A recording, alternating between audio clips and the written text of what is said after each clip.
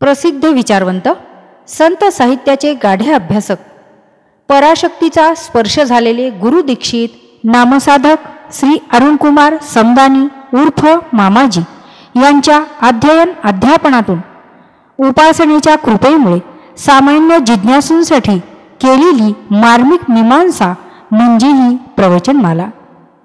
आजचा विषय नामस्मरण भाग 1. वक्रतुंड महाकाय सूर्यकोटी समप्रभ निर्विघ्नं कुरु मे देव सर्वकार्येषु सर्वदा. गुरुर्ब्रह्मा गुरुर्विष्णु गुरुर्देवो महेश्वरा गुरु साक्षात् परब्रह्म तस्मै श्री गुरवे नमः. विनायकं गुरुं नौमि साखरे नाम विस्मृतं येषां चरणसान्निध्यात् जीवा मुक्ता भवन्ति. साखरे वंशविख्यातं ज्ञानदानपरायणं विनायकं गुरुं वन्दे भवबन्धविमुक्तये. श्रीरङ्गनाथं गुरुराजवर्यं मुमुक्षूणां ज्ञानदानैकदक्षं प्रभावती क्षेत्रनिवासिनं तं नमामि वेदान्तविदां वरिष्ठं. गुरुरूपी संपूर्णरङ्गूनि जाता हरिवाहतो सर्वसंसारचिंता. नको अन्य काही पुरे भावजाला नमस्कार माझा श्री गुरुला. गणाधीश जो ईश सर्व गुणांचा मुळारंभारंभ तो निर्गुणांचा. नमो शारदा मूळ चत्वारी वाचा गमू पंथानंत या राघवाचा. जय जय रघुवीर समर्थ मौली ज्ञानेश्वर महाराज की जय. जगद्गुरु तुकाराम महाराज की जय. पंढरीनाथ भगवान की जय. आजच्या प्रवचनामध्ये आपण नामस्मरणाचं महत्त्व पाहणार आहोत. कारण काय तर मनुष्य जन्म प्राप्त झाल्यानंतर मनुष्य जीवन यशस्वी होण्याकरता मग ते पारमार्थिकदृष्ट्या असो किंवा प्रापंचिकदृष्ट्या असो कोणाचा तरी त्याला आधाराची गरज असते. आणि म्हणून मनुष्य जीवन प्राप्त झालंय तर मनुष्य जीवन जर आपल्याला यशस्वी करायचं असेल तर परमार्थामध्ये अनेक साधनं सांगितली. त्यापैकी नाम साधन हे सगळ्यात सोपं आहे असं सर्व ग्रंथही सांगतात, सर्व शास्त्रही सांगतात. आणि या नामाच्या महत्त्वाचं वर्णन प्रत्येक जीवाकरता ऐकणं हे गरजेचं आहे. कारण नाम प्रत्येकजण घेत असतो, पण नाम घेत असताना त्या नामस्मरणाचं जे फल आहे ते आपल्याला मिळण्याला सुरुवात झाली की नाही हे काही लक्षणावरून कळत असतं. म्हणून सर्व त्या नामस्मरणाची माहिती आपल्याला असणं महत्त्वाची आहे.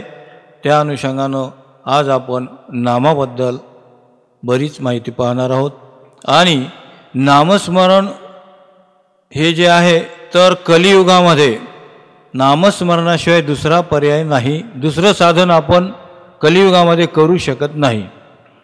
कारण प्रत्येक युगामधले साधनं वेगळे आहेत आणि प्रत्येक साधनाला लागणारं साहित्य किंवा वेळ काळ याचं सगळं बंधन असतं. परंतु नामस्मरण हे साधन असं आहे कलियुगामध्ये की याला कुठल्याही प्रकारचा प्रतिबंध येत नाही. आणि नामस्मरण हे सगळ्यात उत्कृष्ट साधन. कारण काय तर नाम हे साध्य पण आहे आणि साधन पण आहे असं माऊली आपल्याला ज्ञानेश्वरीमध्ये सांगतात. नाम जपयज्ञ तो परम बाधून शके स्नानादी कर्म. नामे पावन धर्माधर्म नाम परब्रह्म वेदार्थे. नामच हे ब्रह्म आहे असं वेदांनी ग्वाही देऊन सांगितलेलं आहे, शास्त्रही सांगतात.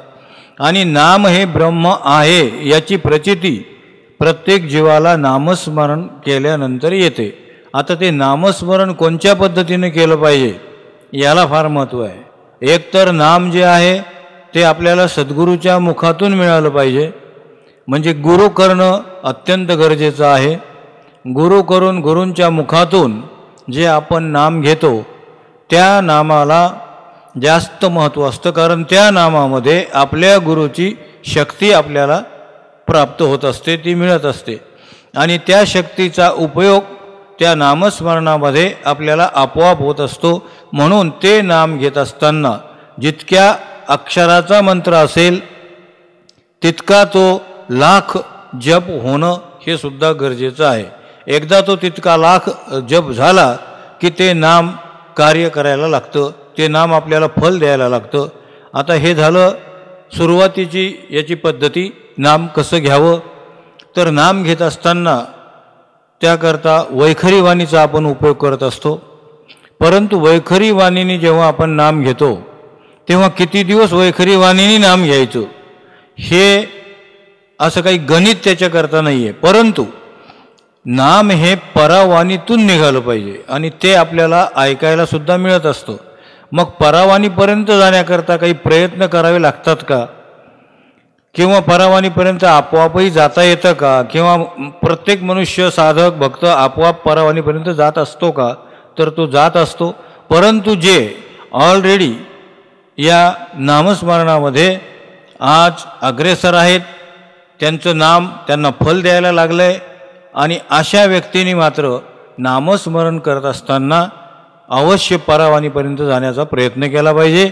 आणि तो प्रयत्न करत असताना अगदी सोपी पद्धती अशी आहे की शांत बसायचं आणि 1 ते 10 अंक आतमध्ये टाकायचे नाभी सेंटरपर्यंत. वैखरी वाणीच्याद्वारे मनातल्या मनात म्हणून टाकले तरी चालतात. 1 ते 10 अंक नाभीपर्यंत न्यायचे. 10 पासून ते परत उलट गतीने जसं 10, 9, 8, 7, 6, 5, 4, 3, 2, 1 पुन्हा 1, 2, 3, 4 असं नाभीपर्यंत न्यायचे आणि परत बाहेर काढायचे. असं 5-7 वेळेस रोज करायचं नामस्मरण करत असताना. आणि मग नामस्मरण सुरू करायचं. म्हणजे ते नाम त्या नाभी सेंटरच्या श्वासाच्या स्पंदनाला जोडल्या जातं. आणि ते श्वासाच्या स्पंदनाला जोडल्या गेलं की मग त्या नामाचा महिमा वेगळा आहे. ते नाम 1 रामकृष्ण हरी जर तुम्ही म्हटलं उदाहरणार्थ, तर 1000ची गिनती त्याच्यामध्ये होते. आणि वैखरी वाणीने 1 वेळेस रामकृष्ण हरी म्हटलं तर 1ची गिनती होते. त्याच्यानंतर दुसरी वाणी जी आहे ती आहे मध्यमा वाणी.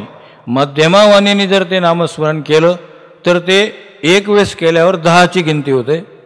आणि पश्यंती म्हणजे हृदयामध्ये जी पश्यंती वाणी आहे त्या पश्यंती वाणीने जप केला असता एकाला 100ची गिनती होते.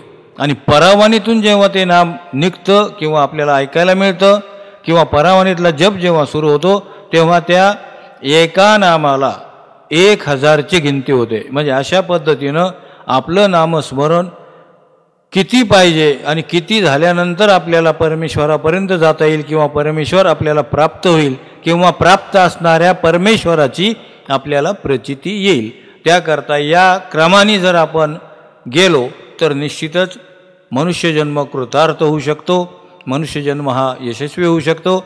आणि अशा या नामाच्या शक्तीमुळे प्रापंचिक आणि पारमार्थिक दोन्हीकडेही आपल्याला यश मिळू शकतं, आनंद मिळू शकतो, सुखशांती समाधान मिळू शकतं. आणि सर्व मनुष्याची खटपट कशासाठी असते, तर मला सुख मिळावं. मग जे खरं सुख आहे, जे शाश्वत सुख आहे ते प्राप्त होण्याकरता परमार्थामध्ये नामाशिवाय दुसरं साधन अत्यंत महत्त्वाचं आणि आजच्या कलियुगामध्ये करण्यासारखं दुसरं कोणचंच साधन नाही आहे. आता नामस्मरण हे परा, पश्यंती, मध्यमा आणि वैखरी अशा 4 वाणीतून घेतल्या जातं हे आपण बघितलं. तर ज्यांना ते आपोआप गेलं पाहिजे परवाणीमध्ये असं वाटत असेल तर ते आपोआपही जातं.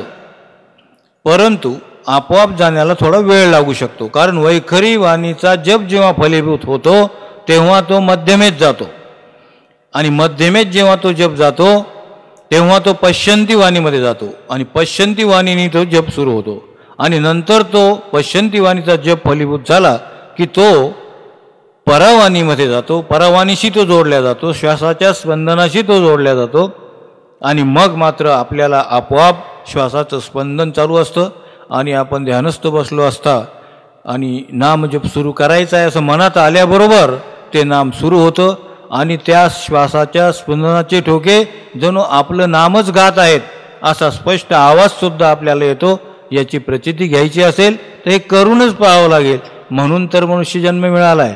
आणि मनुष्यजन्म मिळाला कशासाठी आहे? देवे दिला देह भजना गोमटा, म्हणून भजन करा, नामस्मरण करा असं संत सांगतात. त्याप्रमाणे आपण ते ऐकावं आणि या नामस्मरणाच्या पद्धतीचा जो विचार आहे याच्यावर आपण पुढच्या वेळेस आणखी सविस्तर बोलूया. तोपर्यंत रामकृष्ण हरी. निर्मिती R&R रेकॉर्डिंग स्टुडिओ, तंत्रज्ञ सौ सुवर्णा कुलकर्णी, बीड.